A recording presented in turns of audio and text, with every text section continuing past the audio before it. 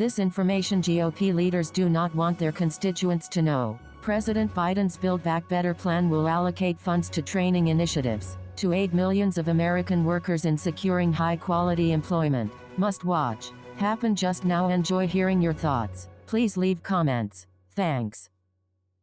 Ma'am, I don't know what kind of gas stove you have in your house, and to the gentle lady from the other side of the aisle says it's not a ban. According to my figures, 4% of current gas stovetops available in the market today meet the rule, which means 96% of them don't.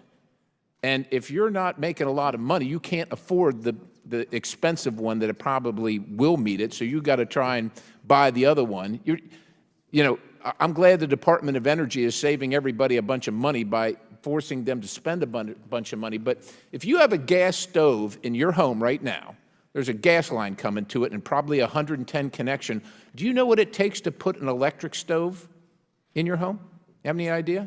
No, I don't, but I do. Here, I do. You got to run a 220 line, which means you got to probably have to get an electrician, because unless you know how to do that yourself, you're playing with potentially losing your life and electrocuting yourself. And your township or your municipality is not going to let you do it. You're going to have to hire somebody to come in and drill holes in your floor and pull wire to the panel and hook that whole thing up. And how much is that going to cost? Is that included in your efficiency savings calculation? Is that whole operation included, especially for poor people who are just happy to have a gas stove?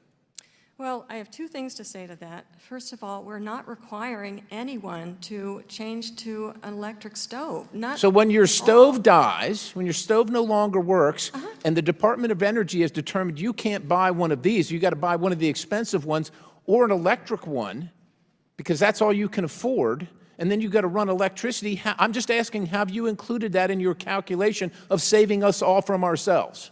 Thank you, Mr. Chairman. I just want to set the record straight. To clarify, if a home needs to overhaul its electric wiring to accommodate these new appliances, by virtue of the Inflation Reduction Act, which none of my Republican colleagues voted for, a homeowner could receive up to $4,000 in federal assistance, not to mention that Dr. Richmond expressed that the entry-level appliances are the ones that are the most efficient and compliant as it relates to this non-ban, let me restate, non-ban on gas stoves. But I regret that this committee continues to hold hearings on things that do not exist, like a bogus ban on gas stoves, while ignoring the real economic and energy issues affecting people across this country.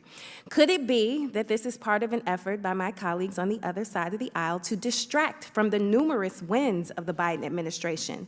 The more we see Bidenomics in action, lowering inflation, the price at the pump going down, and record unemployment numbers, the more we seem to hold these culture war hearings. So let's be clear.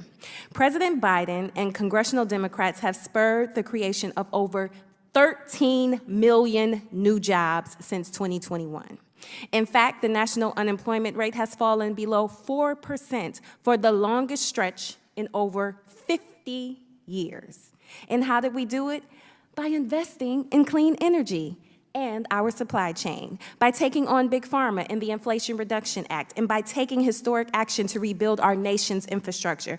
But these are not the things that my colleagues want to talk about. No, they would rather talk about our bodies and banning books than real kitchen table issues. Well, let me tell you, no matter what my colleagues may say, the Biden administration is committed to growing our economy from the middle out and the bottom up. And that starts with everything from lowering prescription drug prices to the cost of electricity and gas.